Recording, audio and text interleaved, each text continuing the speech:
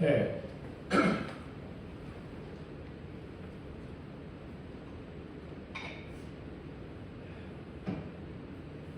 따뜻하고 환경이 더 좋아지고 있습니다. 2026년 하늘집 교회는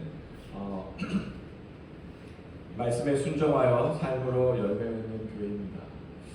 전심으로 예배하는 우리들이 정말 열매를 맺는 올 한 해가 되었으면 좋겠습니다. 개인적으로 우리 개인의 그 목표에 열매를 맺는 그러한 교회가 되었으면 좋겠습니다. 아멘.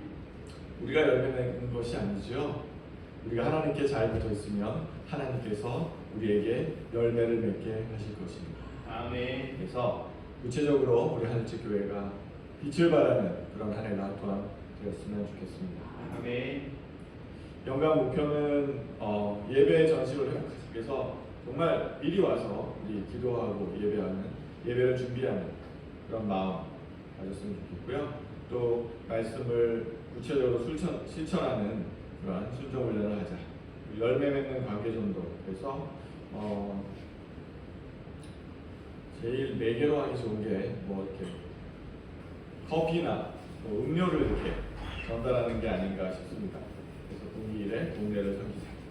그런 실천 내용을 적어보 왔습니다. 우리가 지킬 수 있는 최소한이라고 생각하고 지켰으면 좋겠습니다. 기도하겠습니다. 은혜와 사랑이 많으신 아버지 하나님, 주께서 우리에게 약속을 주시고 그 약속을 반드시 지켜갈 것을 믿습니다. 그것을 믿고 믿음으로 나아갈 수 있도록 아버지 하나님 도와주시옵소서. 이스라엘 백성들처럼 벽과 같은 애굽의 바로 왕으로부터 하나님의 은혜로 벗어날 수 있었듯이 우리도 우리의 삶을 하나님께 향하게 하는 그 마음을 막는 악한 세력의 장난으로부터 우리가 벗어나서 하나님을 향해 나아갈 수 있도록 인도하여 주시고 함께하여 주시옵소서. 아멘. 오늘 말씀 가운데 주님의 놀라우신 역사가 함께하실 줄 믿사오니 그리고 주 예수 그리스도 이름으로 기도하였습니다. 아멘.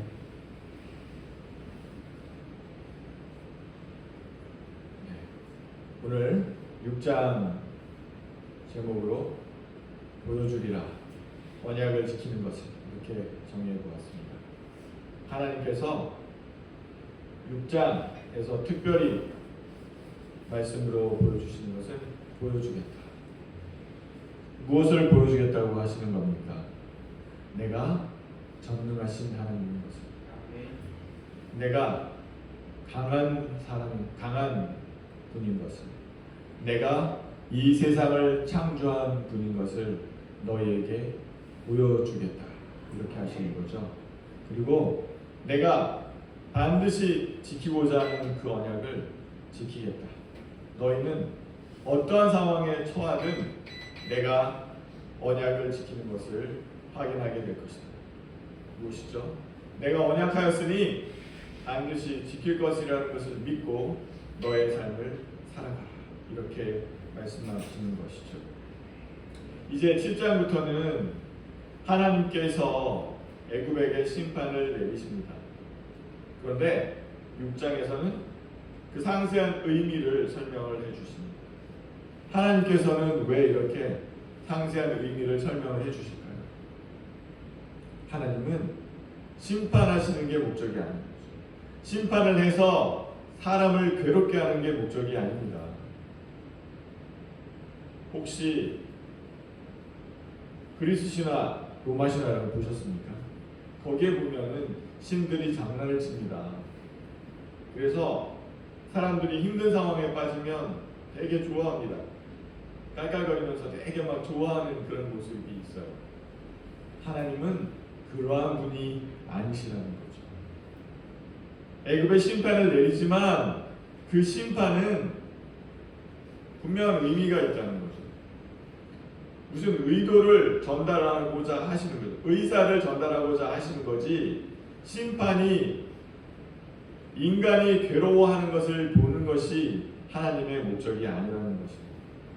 그래서 출애굽기 6장에서 7장의 심판의 의미를 상세하게 설명을 해주고 계십니다. 그래서 오늘 6장이 중요한 것이죠. 그 언약은 무엇입니까? 하나님께서 보여주겠다. 언약을 지키는 것은. 큰 언약은 무엇이죠? 하나님 나라를 회복하십니다. 아담에게 주었던 에덴 동산을 회복하시겠다. 그 언약을 지키시는 것을 보여주시겠다는 겁니다. 많은 사람들이 묻습니다. 이 악한 세상을 왜 하나님은 두고 계십니까? 왜 두고 보고 계십니까? 하나님이 계신 것 맞습니까? 이 세상에 굶어 죽는 많은 사람들이 있습니다. 어떻게 해서 이 세상에 굶어 죽는 사람이 있습니까? 하나님이 계시다면. 그것에 대해서 하나님께서 보여주겠다. 나는 그것을 원하는 하나님이 아니다. 내가 원하는 것은 하나님 나라의 회복이다. 그 큰 언약을 오늘 보여주겠다. 이렇게 말씀하시는 거죠. 마태복음 13장 24절에서 30절에 보면은 그 밭의 비유, 천국과 가라지의 비유가 나오죠. 그래서 밭에 좋은 씨앗을 뿌렸습니다. 그런데 가라지가 막 자라나는 거예요. 그래서 사람들이 주인에게 묻습니다. 주인, 좋은 씨앗을 뿌렸는데 가라지가 막 자라납니다. 가라지는 배에 없을까요? 그랬더니 주인이 뭐라고 하죠? 아서라. 좋은 열매가 닫힐까 겁난다. 아서라. 나중에 수확철이 되면 가라지 다 베어서 좋은 알곡과 가라지를 분리하겠다. 이렇게 말씀을 하시는 거죠. 그 안에 세상을 향한 하나님의 계획이 숨어 있는 겁니다. 세상 사람들은 왜 하나님이 살아계신데 왜 이렇게 세상이 악하고 악한 사람들이 판을 치는 것을 내버려 두십니까? 이렇게 묻는다는 거죠. 그 주인은 하나님이시죠. 아서라. 좋은 사람들이 가실까 두렵다. 좋은 사람들은 그 가라지를 이겨내고 성장해야지. 그렇게 말씀을 하시는 거죠. 하나님은 회복의 의지를 분명히 갖고 계신다는 것입니다. 출애굽기가 구체적으로 그 하나님의 회복의 의지를 보여주고 계신 겁니다. 출애굽기 5장은 어떤 장면이었죠? 첫 만남. 아론과 모세가 바로를 처음 만났습니다. 처음 만나서 확인한 것은 뭐였습니까? 큰 벽을 확인한 거죠. 큰 벽. 바로가 만만치 않구나. 절대로 우리를 내보내주지 않겠구나. 그래서 이제 기가 죽었죠. 그래서 기가 죽어서 하나님께 하소연합니다. 그리고 그 결과가 무엇이었습니까? 5장에서 바로를 만났는데 그 결과는 더 노역이 과중해주는 그런 결과를 맞았고, 그래서 이스라엘 백성들이 왜 이런 짓을 했느냐, 우리를 내보내주겠다고 하더니 우리의 노역이 더 심해졌네요, 이게 뭡니까? 하고 모세에게 불만을 토로하는 그러한 장면이 있었습니다. 그래서 이제 하나님이 나서야 할 차례가 되신 거죠. 동네에서 아이들끼리 분쟁이 있었습니다. 그래서 아이들이 나가서 얘기를 해도 잘 안 돼요. 그러면 어른이 나섭니다. 하나님께서 이제 나서시는 겁니다. 하나님께서 나서셔서 내가 세상을 그대로 두지 아니한다. 악이 창궐하는 것을 내가 그냥 두지 아니하겠다. 이제 이렇게 언약을 보여주시는 거죠. 말씀을 해주시는 거예요. 그래서 6장 1절에 뭐라고 말씀하십니까? 여호와께서 모세에게 이르시되 내가 바로에게 하는 것을 네가 보리라. 강한 손으로 말미암아 바로가 그들을 보내리라. 강한 손으로 말미암아 바로가 그들을 그의 땅에서 쫓아내리라. 그래서 눈에 띄는 구절이 무엇입니까? 내가 보리라. 네가 보리라. 내가 보여줄 것이다. 그래서 출애굽기 기록의 목적 한 가지가 나오죠. 큰 목적 한 가지가 나옵니다. 그것이 무엇이죠?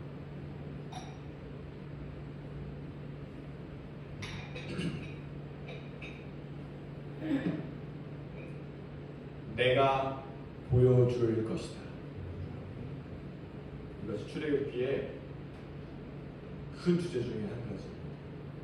내가 보여줄 것이다. 내가 하나님인 것을, 내가 전지전능한 분인 것을, 내가 결심하면 못할 것이 없다는 것을, 너희는 환경에 의해서 계획을 바꾸지만 나는 나의 계획에 의해서 환경을 바꿀 수 있다는 것을 내가 보여주겠다. 그 말씀이시죠. 출애굽기를 통해서 이스라엘 백성이 하나님의 백성이 되었다는 것을 아셔야 됩니다. 창세기, 출애굽기, 레위기, 민수기, 신명기, 모세오경이라고 하죠. 언제 기록되었습니까? 출애굽 후에 기록이 되었습니다. 자신의 믿음의 조상들이 어떠한 사람들이었던 것이 구전으로 내려왔던 것, 약간의 기록으로 남아있던 것을 기록으로 옮기기 시작했습니다. 한 민족이 신앙의 민족이 된 것이 바로 출애굽기 이후입니다. 이스라엘 민족이 지금같이 지금도 하나님의 말씀을 부여잡고 있죠. 그 시발점이 어디예요? 출애굽기. 하나님이 애굽으로부터 이스라엘 백성을 탈출을 시킨 것. 도저히 있을 수 없는 거죠. 국력의 일부분을 빼내온 거잖아요. 그게 가능하겠습니까? 요즘에 현실을 보십시오. 미국이 하는 걸 좀 보시면 트럼프가 좀 민낯을 많이 보여주죠. 은근히 밑에서 벌어지고 있던 국제정세에서 돌아가는 것을 대놓고 보여줍니다. 많은 세상 사람들이 상황을 실시간으로 보고 있어요. 강대국이 어떤 존재라는 것을. 절대로 강대국은 자기의 힘을 약화시킬 수 있는 그것을 용납하지 않습니다. 맞죠? 요즘도 사람의 숫자와 사람의 힘이 중요하지요. 그런데 2500년 전, 3000년 전 그때는 아니죠. 4000년 전, 5000년 전 그때는 지금보다 훨씬 사람의 힘이 중요합니다. 모든 게 사람의 힘으로 돌아갑니다. 그래서 대략 한 200만 되는 이스라엘 백성들이 나간다고 하는 것은 있을 수가 없는 국력의 거의 한 그리고 노예들이니까 한창 일할 사람들이니까 국력의 한 3분의 4분의 1을 빼간다고 하면은 그것을 그냥 눈뜨고 지켜볼 왕이 있겠습니까? 그것도 당대의 최고의 강대국이라고 하는 애굽에서 그런 일이 벌어지게 할 수가 있겠습니까? 절대로 있을 수가 없습니다. 그것도 강대한 나라를 나가서 만들어 보겠다는 그런 의지가 없는 사람들이 최고 강대국에서 그래도 노예로 사는 것이 그 다른 나라의 사람들 사는 것보다 나을 만한 그런 환경에서 그렇죠?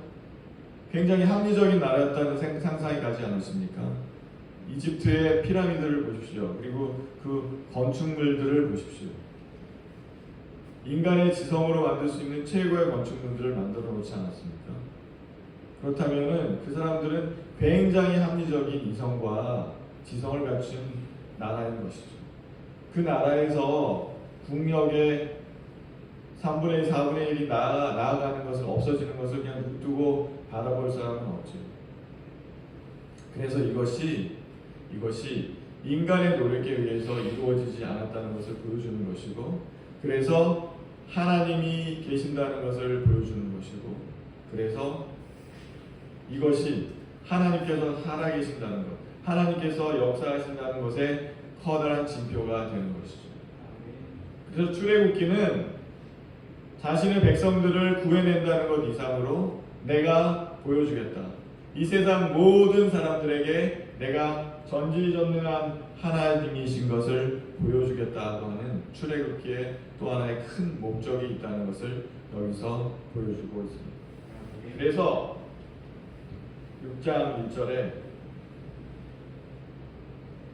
보리라, 보여주겠다, 이 말씀을 처음으로 하시는 것이죠. 그리고 뭐라고 얘기하십니까? 강한 손으로, 강한 나의 손이 아니면 바로가 너희들을 절대로 보내주지 않을 것이다. 강한 손을 두 번을 강조하시면서 내가 얼마나 강한 손인지 보여주겠다. 당대 최고의 권력자 바로가 무릎을 꿇는 것을 내가 보여주겠다. 애굽이라고 하는 그 강대국이 내 손 앞에서 무릎을 꿇는 것을 보여주겠다. 이렇게 강조를 하는 것이죠. 그러니까 하나님에게 맞서는 세상의 제국, 세상의 가장 큰 힘, 그런 것은 내게 없다. 그렇게 말씀을 하고 계시는 것이죠. 나는 강한 손을 가진 사람이다. 나는 강한 손을 가진 창조주 하나님이다. 이렇게 말씀을 하시는 거죠. 출애굽기 6장 2절에는 또 뭐라고 말씀하십니까? 나는 여호와입니다. 나는 스스로 있는 자다. 나는 누구가 만들어주지 않는 전지전능한 하나님이다. 내가 얼마나 강력한 힘이 있는지를 보여주겠다. 보여주겠다는 것은 무엇을 얘기합니까? 내가 보여줄 테니 믿어라. 나를 믿어라. 이렇게 말씀하시는 거죠. 아빠가 아들이 아빠를 믿게 하는 제일 좋은 방법이 무엇입니까? 능력을 보여주는 거잖아요. 장난감을 만들어 주든지 돈으로 장난감을 사주든지 그걸 통해서 아들한테 무엇을 주고 가족들에게 무엇을 줍니까? 아, 우리 아빠 정말 믿을 만한 사람이구나. 그런 확신을 주는 것이 아니겠습니까? 하나님께서도 이스라엘 백성들에게, 세상 사람들에게 그렇게 하시겠다는 거죠. 너희들 눈앞에 보여주겠다. 너희들이 눈앞에 보이는 그게 다가 아니라 세상의 제국, 세상의 바로가 최고의 권력자가 아닌 것을 내가 보여주겠다. 그러면서 6장 3절에 뭐라고 말씀하십니까? 내가 아브라함과 이삭과 야곱에게 전능의 하나님으로 나타났으나, 이게 뭐죠? 엘샤다이, 전능의 하나님으로 나타났으나 나의 이름을 여호와로는 그들에게 알리지 않았다.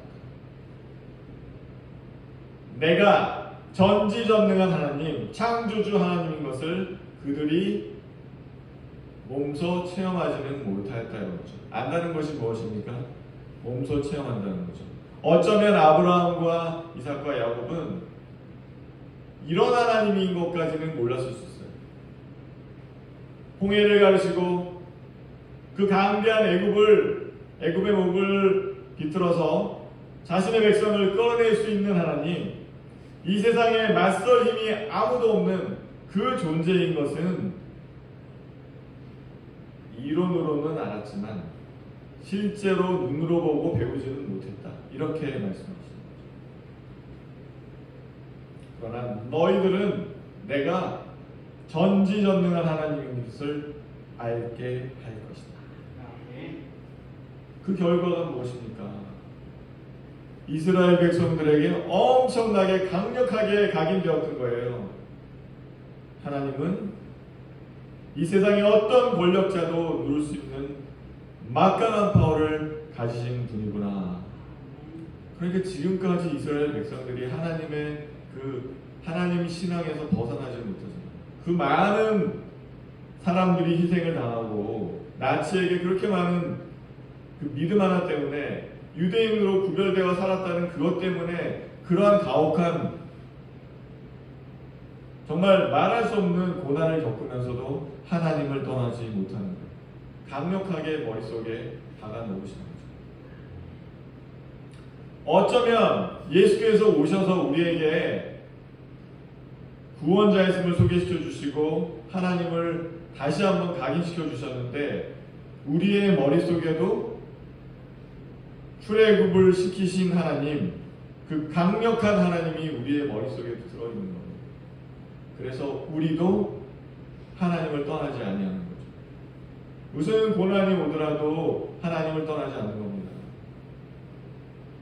우리 믿음의 순교자라고 해서 주기철 목사님이나 손양호 목사님이나 그분들이 세상적인 시각으로는 도저히 이해할 수 없는 그런 행동을 할 수 있었던 동력은 출애굽에 있는 거예요. 강력하게 보여주셨죠.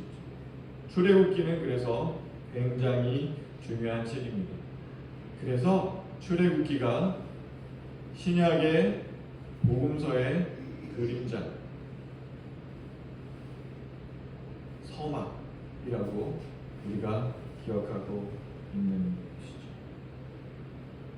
그러면서 하나님께서 그가 해주셨던 언약을 반복하십니다. 내가 6장 5절에 이스라엘 자손의 신음소리를 듣고 내가 나의 언약을 기억한다. 내가 고난 가운데에서 우리 백성을 끌어내겠다고 약속했던 것을 기억합니다. 그러면서 들어가서 다시 바로에게 이스라엘 자손을 내보내게 하라는 얘기를 해라. 6장 11절 11절에 이렇게 말씀을 하시죠. 우리는 상황에 압도당하면 어떡합니까? 우리는 계획을 수정하죠. 우리 눈앞에 불구덩이가 있는데 불구덩이를 뛰어드는 어리석은 존재들이 아니고 지혜가 없다고 그러지 않습니까? 그러나 하나님은 어떤 분이십니까? 큰 불구덩이가 있다면 불구덩이를 없애버릴 분이요. 바다가 앞을 가로막으면 바다를 없애는 분입니다. 철병거가 가로막으면 그 철병거를 홍해물에 수장시켜 버리십니다. 그러니 우리가 상상할 수 없는, 우리는 환경 가운데서 벽이 나타나면 벽 앞에서 멈추는 사람들이죠.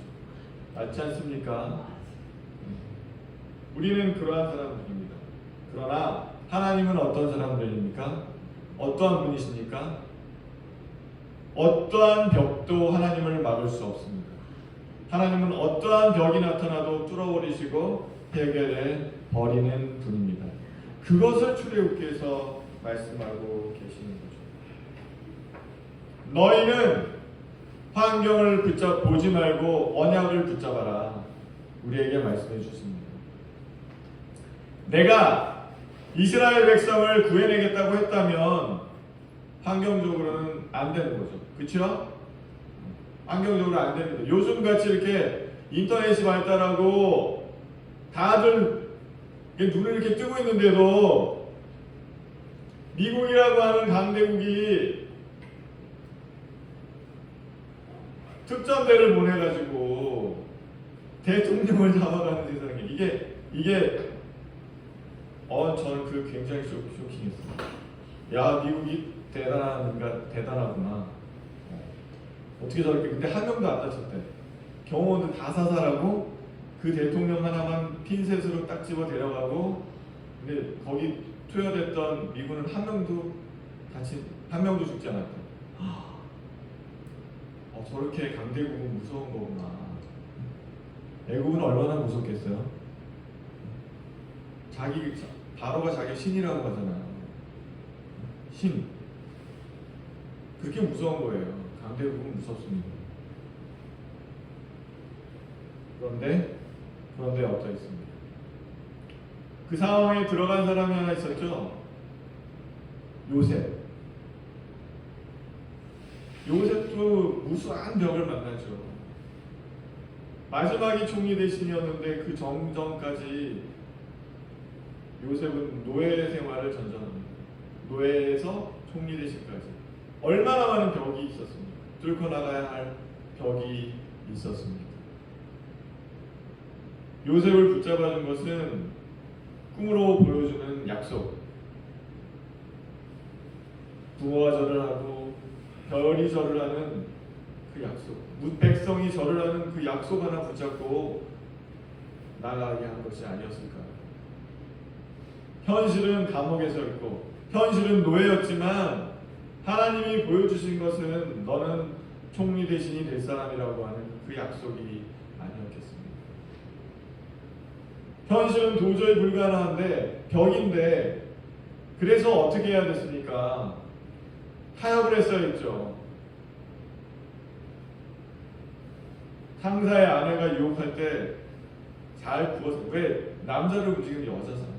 어떻게 보면 지혜롭게 그 유혹에 넘어가는 척 해줘서 상사의 부인을 어떻게 바라는 대로 해서 엮어 삶아갖고 어떻게 하면 그게 더 인간적인 방법일 수 있는데, 하나님을 믿는 사람으로서 하나님께서 벽을 제거하시는 것을 끝까지 보겠다고 버틴 게 요셉이 아니었겠습니까? 우리 민족도 세상 사람들이 기적의 민족이라고 불리지 않습니까? 일제압제와 6.25 전쟁 이후 석기 시대가 왔다고 하는데 지금 이 모습까지 우리도 할 수 있다는 거, 하나님께서 우리를 돌보아 주신다는 믿음으로 여기까지 왔습니다. 그래서 하나님께서 계속 이 어려운 상황에서도 언약을 반복하시는 것을 잊지 마십시오. 어려운 벽이 있더라도 하나님께서 반복하시는 언약을 믿으십시오. 우리 앞에 벽을 치우실 분이 하나님이신 것입니다. 하나님께서 하시겠다고 하면 할 수 있다는 것을 우리는 알아야만 하겠습니다. 그리고 이제 후반부에는 족보가 나옵니다. 그래서 하나님께서는 족보를 잘 활용하시는 거 아시죠? 성경에서 족보가 나오면 그 다음에는 판세 전환이 있습니다. 그렇죠? 족보가 나오면 판세 전환이 있어요. 족보를 보여주시는 하나님은 여러 가지 의미로 그러시는 것 같아요. 일단은 약속을 기억하게 하시는 게 있고요. 언약을 기억하게 하는, 조상들 때부터 언약을 기억하시는, 그리고 족보를 또 읊어주시는 것은 족보를 읊는 가운데 계획을 하나님께서 세우시고 너를 만들어냈다는 것을 보여주시는 게 하나가 있습니다. 우리 인간들은 족보를 만들고 뭐예요? 우리 집안 잘나지도 않은 집안 뭐 잘났다고만 꾸며대는 거잖아요. 그래서 나는 옛날부터 뼈대가 있는 집안이야. 다 뭐 뼈대 있지 뼈대 없는 집안이 어딨어요 다.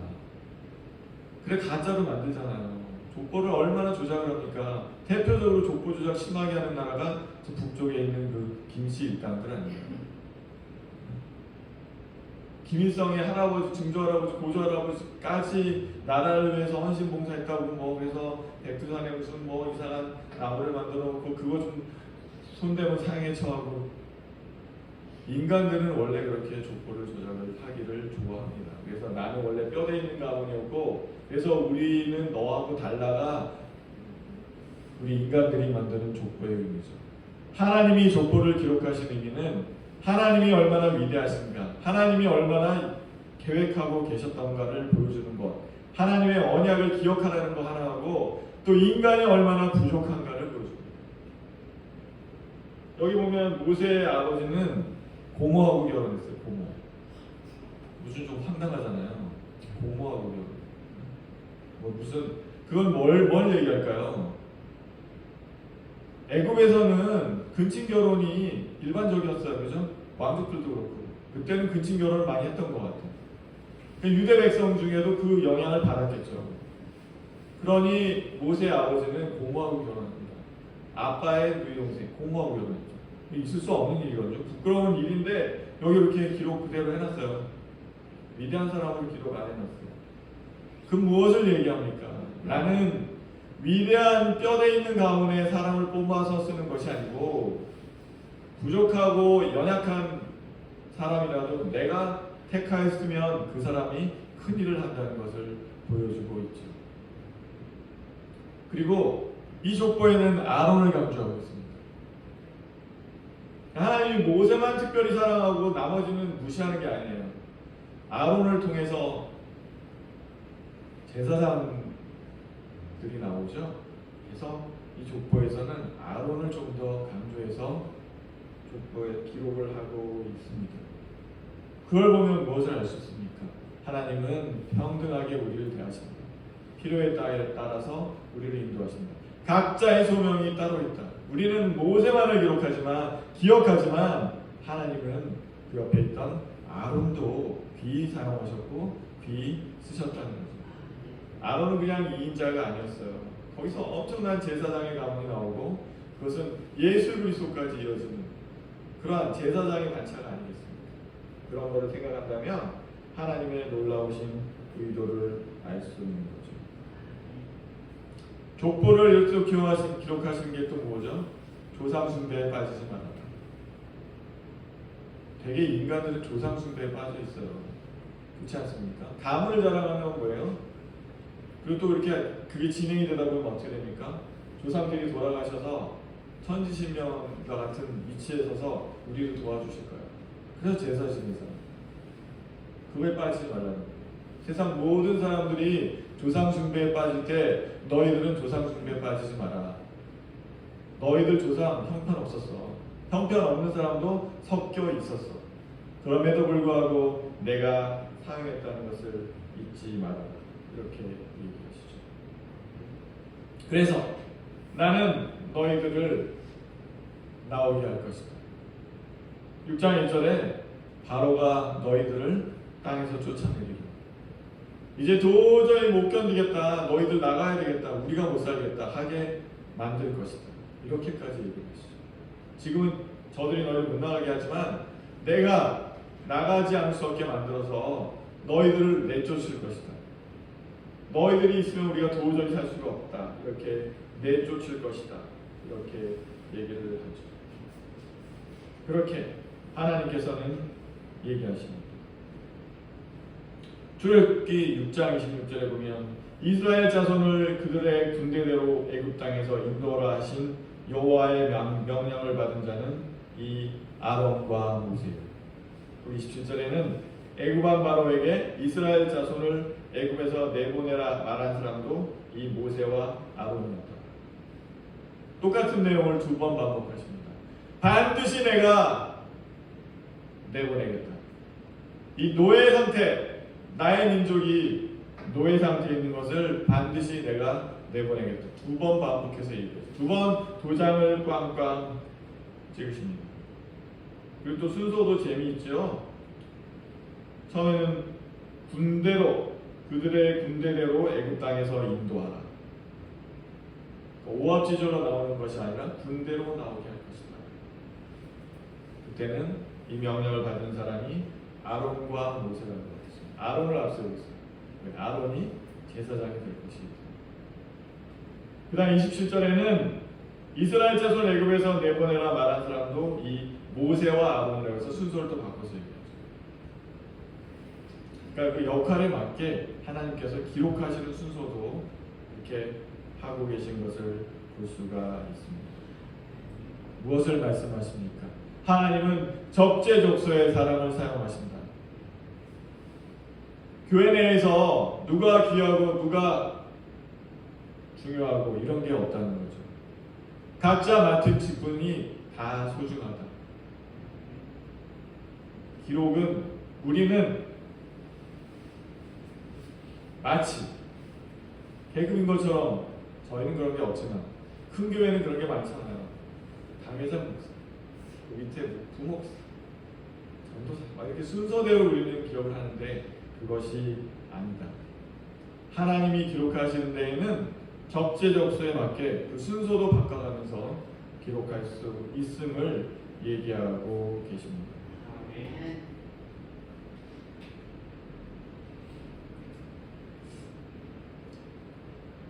이렇게 상황을 얘기할 때 모세는 또 이렇게 얘기합니다. 나는 이미 둔한 자이오니 바로가 어찌 나의 말을 들으리이까. 진짜 하나님의 놀라운 심판이 일어나고 그 모세가 하나님의 명령을 받은 자로서 모세가 엄청난 일을 집행하는 것처럼 나타나는 그 7장을 앞에는 6장 마지막에 모세가 겨우 얘기하는 것은 나는 입이 둔한 자이오니 바로가 어찌 나의 말을 들으리까. 바로 직전까지 모세의 마음이 그러했다는 것을 보여줍니다.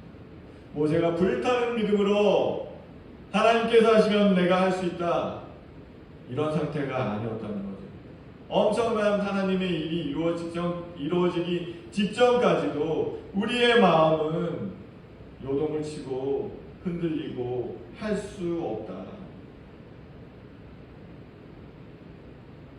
그런 얘기를 했다는 거죠. 우리는 소심합니다. 우리는 능력이 없습니다. 우리는 부족합니다. 그것이 우리의 솔직한 고백이죠. 출애굽기 또한 무엇을 보여줍니까? 하나님의 일을 하는 사람들이 위대하고 큰 사람들, 평범한 사람들이 아니라 뭔가 남달랐던 사람이 아니라는 것을 보여줍니다. 그들도 상황 앞에서 떨고 할 수 없다, 그렇게 부들부들 떠는 나약한 인간이었음을 보여줍니다. 출애굽기가 신약의 그림자라고 하지요. 신약의 예수님께서 사용하신 제자들도 보십시오. 제자들 평범한 사람들이었습니다. 평범보다 못한 사람들이었습니다. 그 당시에 천대왔던 어부들이었고 세리였고 그러한 사람들을 하나님께서 사용해서 쓰셨습니다. 그 부분에서 출애굽기의 그림과 복음서의 그림이 일치합니다. 복음서의 그림과 현재 우리가 살아가는 그림이 일치한다고 할 수 있습니다. 하나님께 사용되는 사람들, 특별한 사람들이 아닙니다. 그들은 하나님께서 은혜를 베풀어서 사용해 준 사람들입니다. 그 사람들이 위대한 것이 아니고 그 배후에 있는 하나님이 위대한 것입니다. 그렇다면 우리에게 필요한 것은 무엇이겠습니까? 하나님의 언약을 믿는 그 믿음이 중요하겠죠. 하나님께서 오늘 말씀하시고자 하는 그 말씀이 제목에 들어있습니다. 보여주겠다, 내가 언약을 지키는 것을. 여러분의 인생에 있어서도 하나님께서 여러분하고 약속하신 것이 있지요. 여러분 마음속에 어떻게 살아야 되겠다는 소명이 있지요. 하나님, 내가 영접했을 때 내 마음속에 들어왔던 생각들이 있지 않습니까? 그거 하나님께서 지키시겠다. 네가 아무리 못났더라도 내가 반드시 너가 꿈꾸는 그 아름다운 비전을 성취시켜 주겠다, 이렇게 약속을 하는 것입니다. 보여주겠다고 하시는 것은 뭐라고요? 그러니 믿어라. 내가 보여주는 것을 믿어라. 내가 언약을 지키는 하나님인 것을 믿어라. 하나님께서 이렇게 말씀하시는 것이죠. 오늘 말씀을 정리하면서 오늘 말씀 두 구절 같이 읽어보겠습니다. 하나님은 사람이 아니시니 거짓말을 하지 않으시고 인생이 아니시니 후회가 없으시도다. 어찌 그 말씀하신 바를 행하지 않으시며 하신 말씀을 실행하지 않으시냐. 주의 약속은 어떤 이들이 더디다고 생각하는 것 같이 더딘 것이 아니라 오직 주께서는 너희를 대하여 오래 참으사 아무도 멸망하지 아니하고 다 회개하게 이르기를 원하시느니라. 아멘. 여기서 무엇을 말씀하고 계십니까? 일단 하나님은 사람이 아니시다. 사람처럼 허언을 하지 않는다. 사람처럼 약속을 못 지키는 그러한 분이 아니시라는 것을 강조하고 있습니다. 그리고 후회가 없다. 내가 넘어졌습니다. 약속을 못 지켰습니다. 하나님 부끄럽습니다. 하나님, 저 택한 거 후회되시죠? 그러지 않습니다. 하나님 택하시면 반드시 만들어 가실 것이다. 내가 나를 볼 때는 나를 후회하고 내가 나를 볼 때는 가능성이 없지만 하나님이 그런 분이 아니시라고 말씀하시는 겁니다. 그런 분이 어떻게 너하고 약속하신 것을 행하지 않겠느냐? 어떻게 그 하신 말씀을 실천하지 아니하시겠느냐?